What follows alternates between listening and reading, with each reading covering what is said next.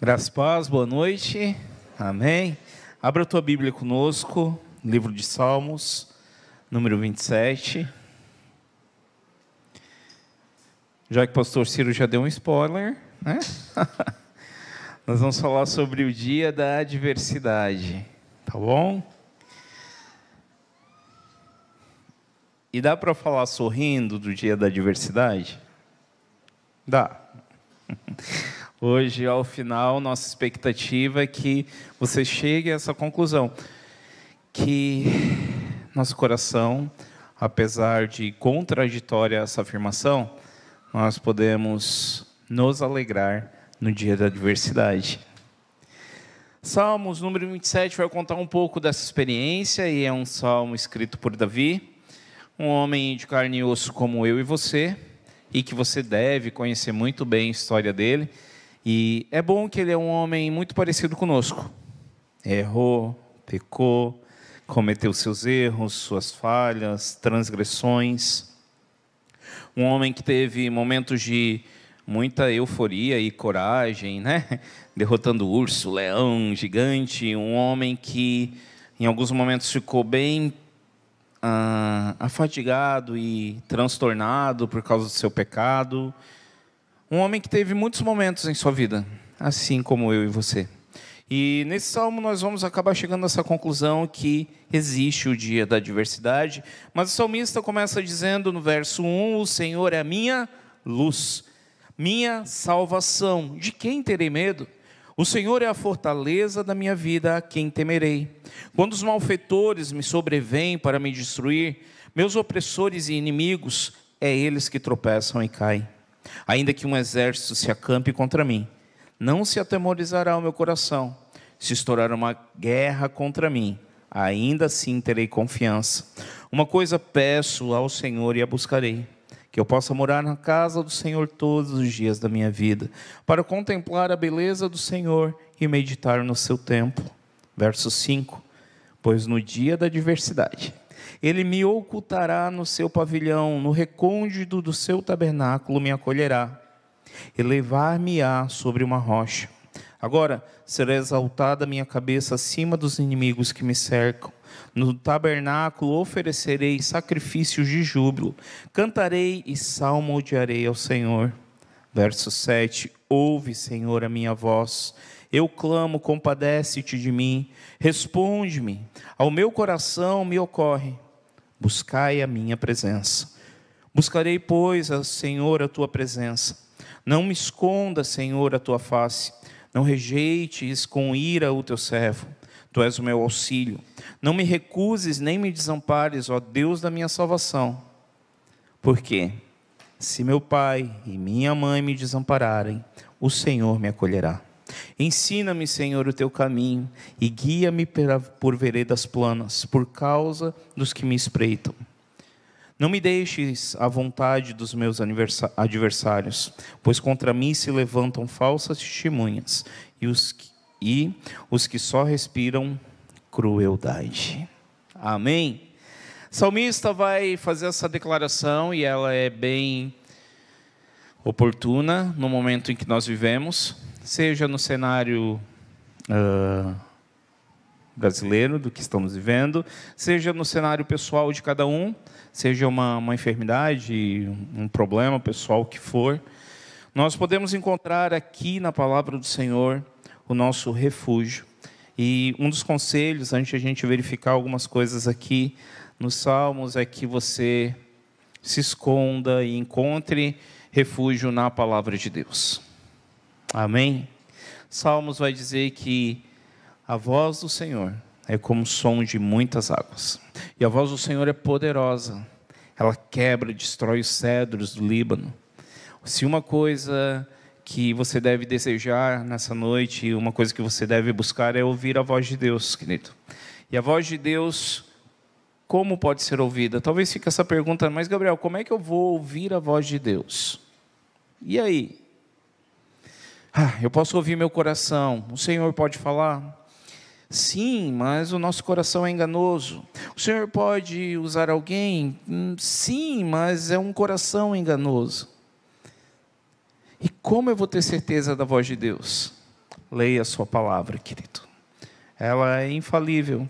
Ela tem resposta para todas as coisas. É ela que nos dá segurança. Se você colocar o teu coração na palavra de Deus, tenha certeza que no dia da adversidade, no dia da bonança, em qualquer momento da tua vida, você vai estar seguro.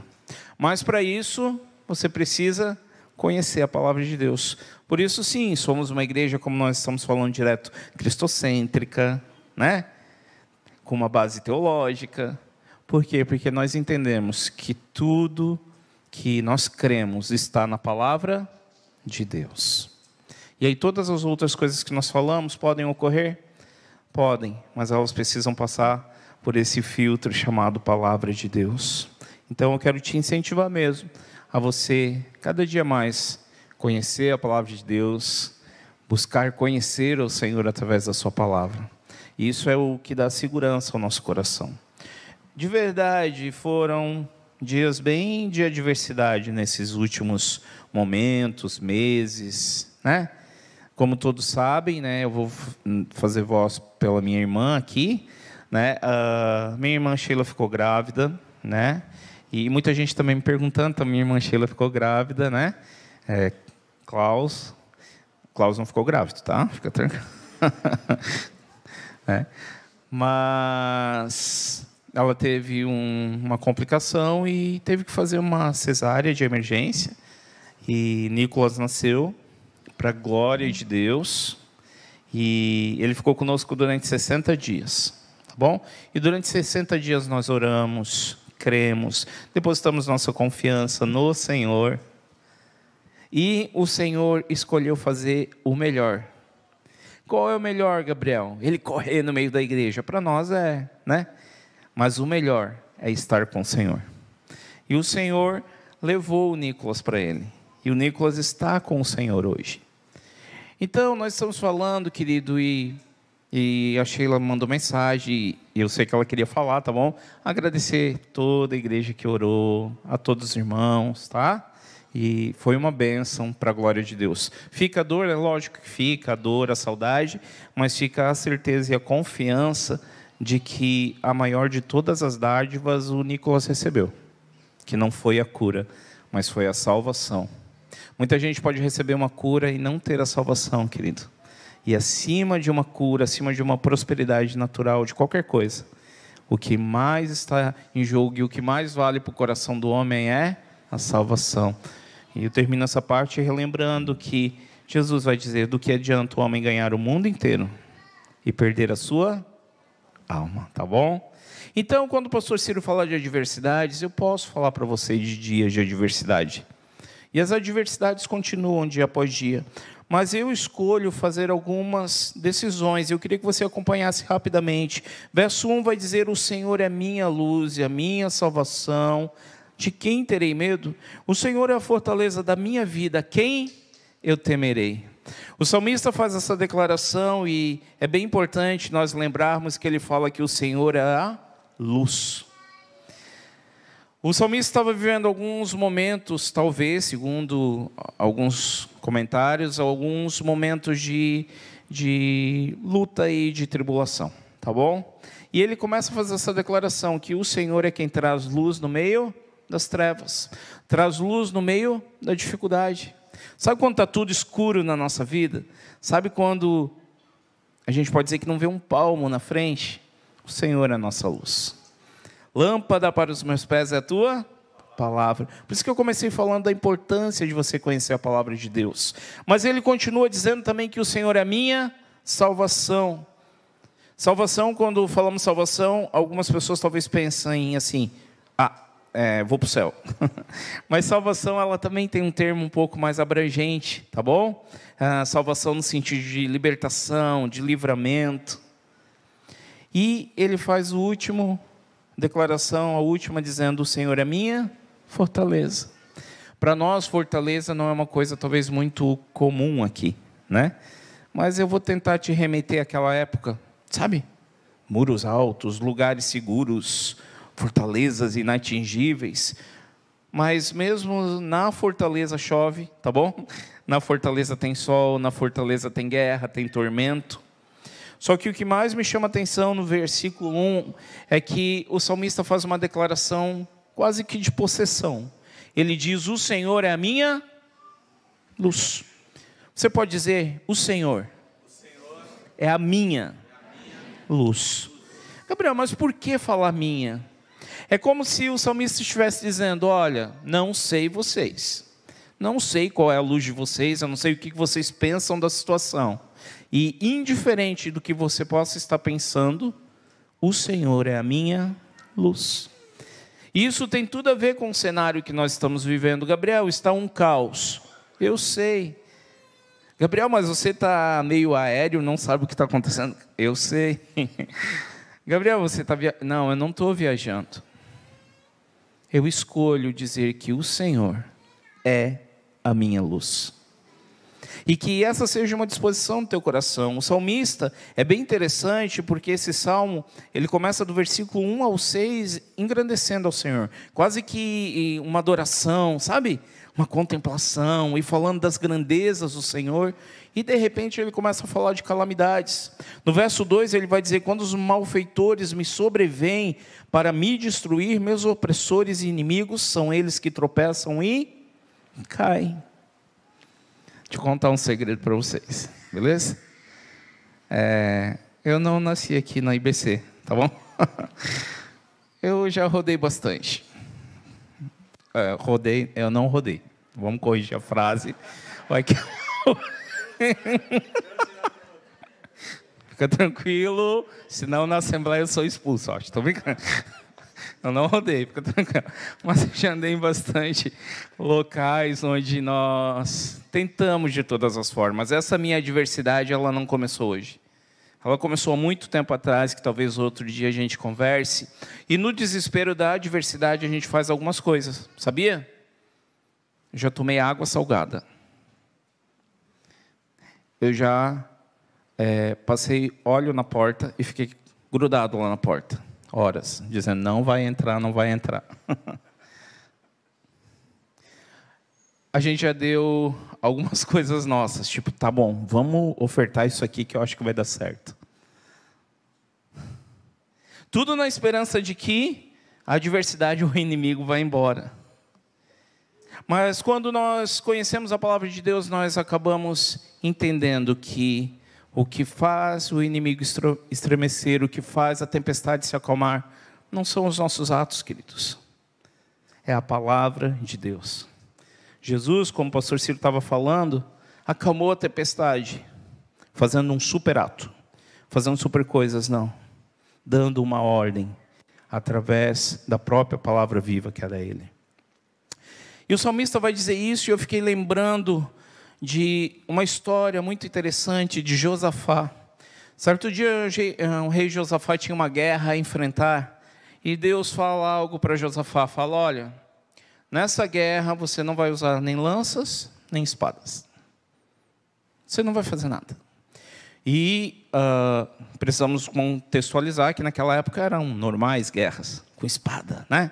E escudo, e tudo que fosse possível para ganhar a guerra. E Deus falou a Josafá: nessa guerra você vai simplesmente se prostrar e me adorar. Nós temos a tendência, por isso que eu brinquei, que eu já fiz várias coisas, de no meio de uma guerra, nós tentarmos achar uma solução super rápida e que acabe com os nossos problemas, não é verdade? Esse é o sonho de todo mundo que está aqui dentro. Se eu pedisse: quem quer que os problemas acabem, levanta a mão. E nós queremos uma solução, e o Senhor fala algo: Josafá, você não vai lutar. No meio da guerra vocês vão parar, se curvar, me adorar, se render a mim. Não vão usar lança nem espadas. Sabe o que aconteceu nessa guerra, querido? Os dois exércitos inimigos, Deus colocou eles em confusão e os próprios exércitos se mataram. E o salmista Davi, que estava acostumado com esse tipo de situações, vai fazer essa declaração que ainda... versículo 2, que quando os malfeitores sobrevêm para me destruir, meus opressores e inimigos se levantam, é eles que tropeçam e caem. Ele vai dizer no 3, ainda que um exército se acampe contra mim, não se atemorizará o meu coração. Se estourar uma guerra contra mim, ainda assim terei confiança. Quase vivemos uma guerra, né? Nossa confiança está no Senhor. Abacuque vai fazer uma declaração de fé que vai lembrar muito esse versículo, e é uma declaração de fé maravilhosa. Se você puder abrir comigo, Abacuque, capítulo 3, versículo 17.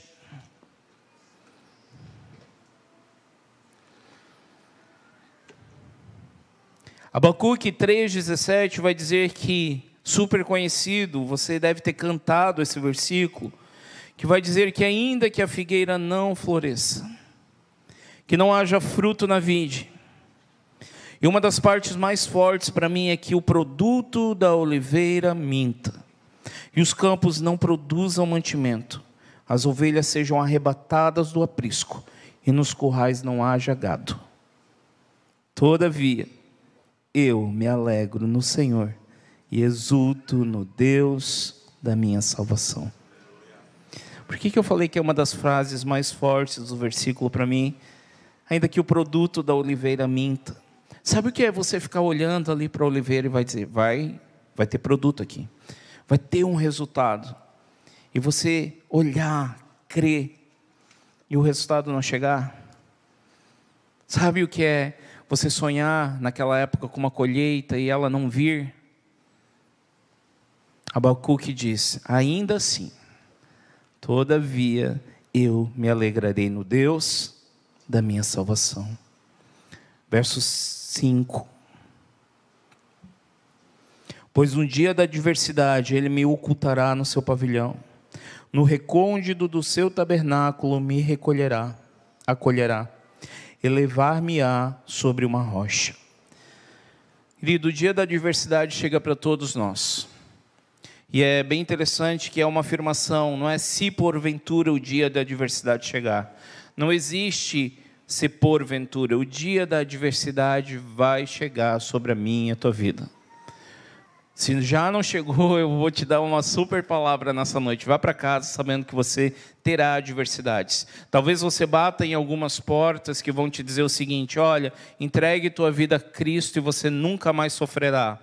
Não tem na Bíblia. Infelizmente eu preciso te dizer isso.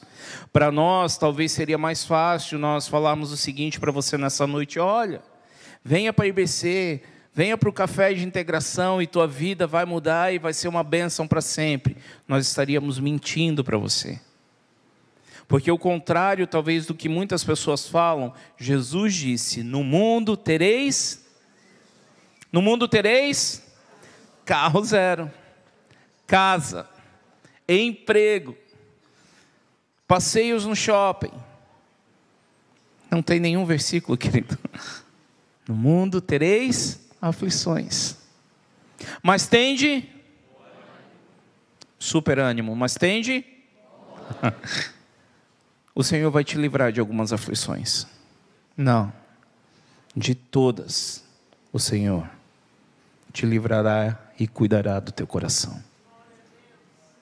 E o dia da adversidade vem e é um momento bem difícil. Seja num luto, seja numa enfermidade. Eu não posso falar a minha adversidade publicamente agora. Mas, por exemplo, essa semana eu tive que catar o pastor Ricardo, o pastor Ciro, falar, por favor, me socorram. Por exemplo, para mim estar ministrando agora, a Joyce, minha esposa, estava chorando e cozinhando de meio-dia. Porque eu falei, acho que é melhor eu não ministrar. Querido, o dia da adversidade bate na porta de todo mundo. E a grande pergunta nessa noite, o que eu quero deixar o teu coração questionando dentro de você mesmo é, o que eu vou fazer no dia da adversidade? Nós sabemos que o país está num dia de adversidade. E independente da ponto A ou ponto B, existe uma adversidade. E a grande questão é, onde você vai colocar o teu coração no meio dessa situação? Onde você vai depositar toda a tua confiança no meio dessa situação? Querido, quando a adversidade vem, nós precisamos estar preparados e alicerçados na palavra de Deus. O salmista vai dizer que ele tem certeza de uma coisa. que no dia da adversidade o Senhor o guardará na sua presença. O salmista não diz: no dia da adversidade o Senhor me dará muitos cavalos, que era o que tinha na época, tá bom? O Senhor me dará muitos soldados, o Senhor me dará muitas riquezas, e aí eu estarei seguro. Não, ele diz: ele me esconderá na sua presença. Eu quero te fazer um convite nessa noite para que no dia da adversidade, se for hoje ou se ela estiver por vir, que você se esconda na presença de Deus. Quem está te dando esse conselho na palavra de Deus não é um cara que morava na rua. É um cara que tinha um palácio, tinha seus servos, tinha bens.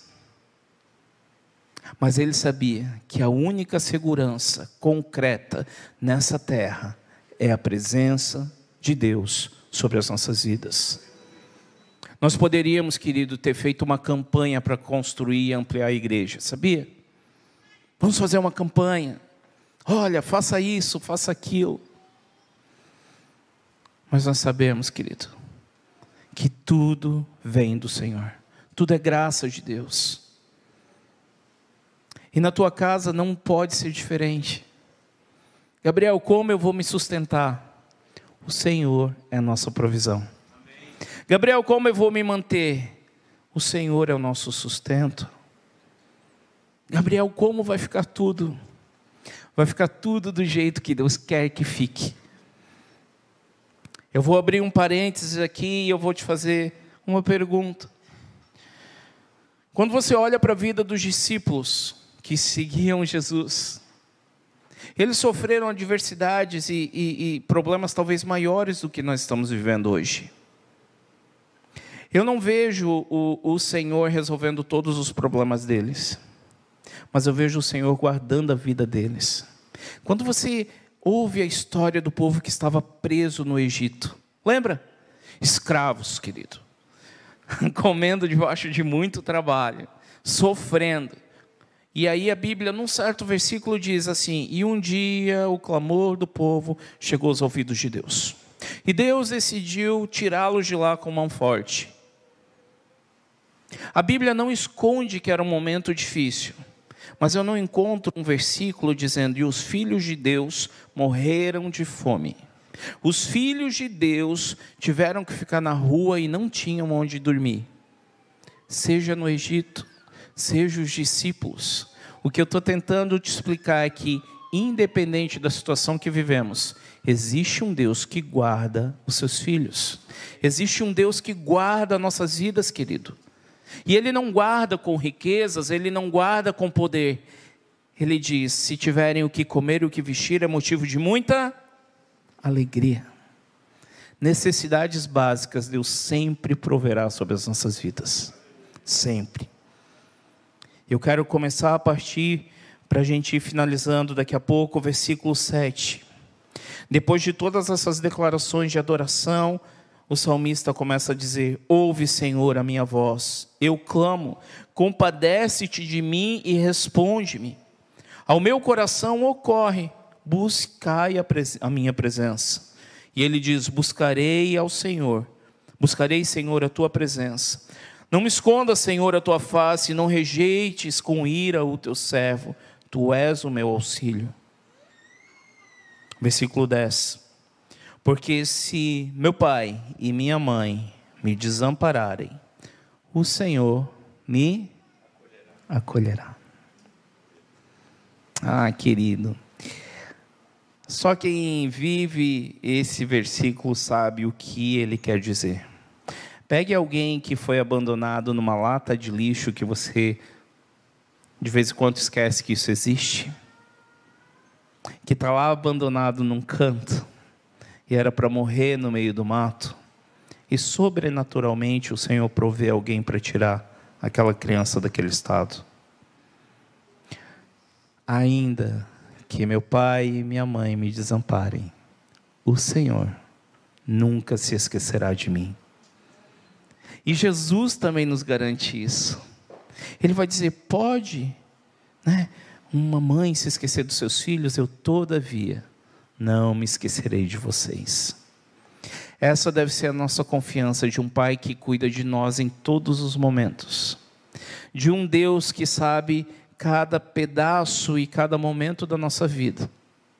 E o salmista, num desespero, ele expressa algum desespero, ele diz: ouve, Senhor, o meu clamor. Dá a impressão que o salmista está dizendo: parece que o Senhor não está me escutando, me escuta.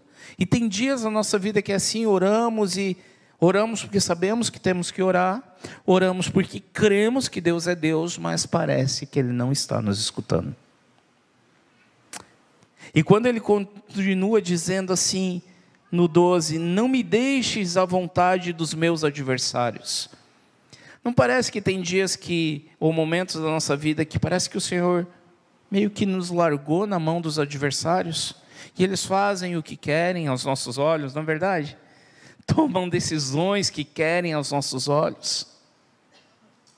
E ele continua dizendo, no 12, se levantam falsas testemunhas e que só respiram crueldade.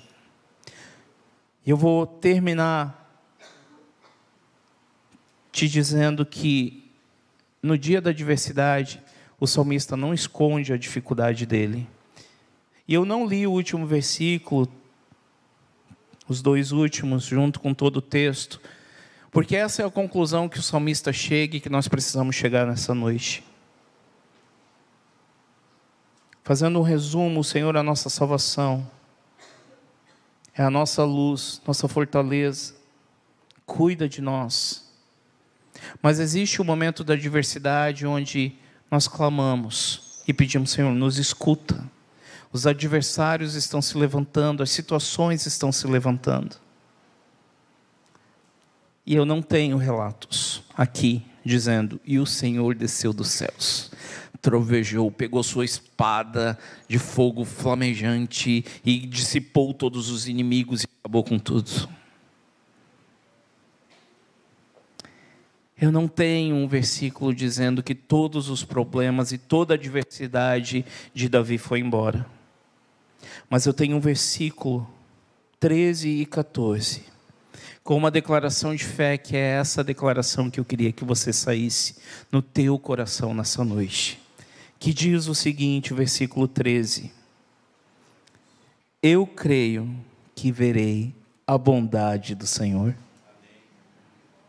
Versículo 14: espera pelo Senhor, tem bom ânimo, fortifique-se o teu coração, espera, pois, pelo Senhor. Por que o salmista faz uma declaração dessa, diante de um ato que ele não tem uma resposta? Ele clama, diz que está em adversidade, e não tem um relato de que ele saiu da adversidade. Porque Davi sabe que Deus é poderoso para destruir Golias. Davi sabe que Deus é poderoso para dar forças para ele matar um urso e um leão. Davi sabe que Deus é poderoso para perdoar os seus pecados. Davi sabe que Ele é poderoso para livrar da mão de Saul. Davi conheceu tantas coisas em Deus. E no dia da adversidade, ele derrama seu coração, diz: estou com medo, estou aflito, preciso de ajuda. E mesmo aparentemente não tendo uma resposta, ele termina esse salmo dizendo: eu sei e eu creio que verei a bondade do Senhor. E ele diz: espera pelo Senhor, tem bom ânimo, fortifique-se o teu coração. Jesus nos ensinou isso, querido. Tende bom ânimo. E no meio do desespero dos discípulos de ficarem sozinhos, ele diz: olha, fiquem tranquilos, eu vou para o Pai, mas não vos deixarei órfãos. Querido e querida, nessa noite, eu não vou terminar essa noite dizendo que a tua adversidade vai acabar, mas eu vou terminar nessa noite incentivando o teu coração a crer que nós veremos a bondade de Deus sobre as nossas vidas, que nós veremos o cuidado de Deus sobre as nossas vidas, e que nós sairemos daqui com bom ânimo, com o nosso coração fortificado, não numa palavra de um homem, não num milagre ou uma bênção que eu ia conseguir, mas fortificado na palavra de Deus, querido, que não volta vazia. A minha vida, a tua vida, o Brasil e todas as coisas estão sob o controle absoluto do Senhor. Ele é nosso refúgio. Queria te convidar a se colocar de pé nessa noite. Queria te convidar a fechar os teus olhos. Não sei se o dia da adversidade já chegou na tua vida, ou se ele vai chegar ou vai se repetir. Não sei se você está vivendo momentos de dificuldade, como o salmista, que você precisa de luz sobre a tua vida, que você precisa ter a consciência que Jesus é a tua salvação, que Ele é a tua fortaleza. Mas eu sei de uma coisa, que Ele tem um plano para a minha e para a tua vida, e que nós fomos abandonados por Deus. Gabriel, mas pode haver um sentimento? Pode. Quantas vezes e por tantas coisas oramos e não temos respostas? Clamamos e não vemos resultados. Olhamos lá para a vide e ficamos, vai produzir fruto, vai dar fruto. E o produto da oliveira mente, porque não vem fruto nem resposta nenhuma. Homens e mulheres de Deus como Davi, Abacuque e tantos outros sempre tomaram a mesma decisão diante de uma resposta que talvez eles não encontraram ou que eles queriam. Todavia, eu me alegrarei no Deus da minha salvação. Eu creio que eu verei a bondade de Deus. Nessa noite espera no Senhor. Tem de bom ânimo. Fortifica teu coração na palavra de Deus. Derrama teu coração a Ele nessa noite.